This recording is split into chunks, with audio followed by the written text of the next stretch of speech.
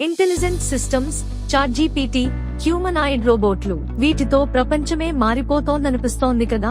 ఎవరూ ఊహించని వేగంతో ఆర్టిఫిషియల్ ఇంటెలిజెన్స్ ఎదుగుతోంది.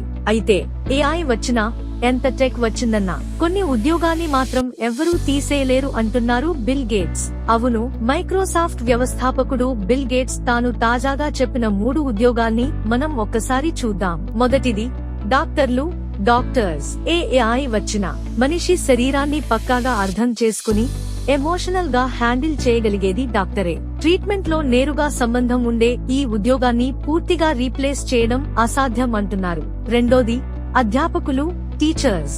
పాఠాలు చెబుతాడు గాని విద్యార్థి మనసులోకి వెళ్లి గమనించే శక్తికి లేదు. ఒకరి మనసు నొప్పిస్తే ఇంకొకరికి స్ఫూర్తి ఇవ్వగలిగేది గురువు మాత్రమే. అందుకే టీచర్లు ఎప్పటికీ అవసరమే అంటున్నారు బిల్ గేట్స్. మూడవది కేర్ గివర్స్. మానవత్వం, ప్రేమ, అండగా నిలిచే సహాయం.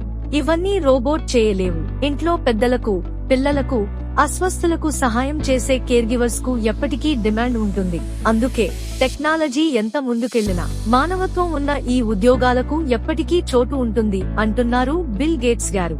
మీ అభిప్రాయం ఏంటి? ఈ 3 ఉద్యోగాలపై మీకు ఏమైనా చెప్పాలనిపిస్తే ఖచ్చితంగా కామెంట్ చేయండి, లైక్ చేయండి, షేర్ చేయండి. మీరు కూడా ఇంకొకరికి ఈ విషయాన్ని తెలియజేయండి.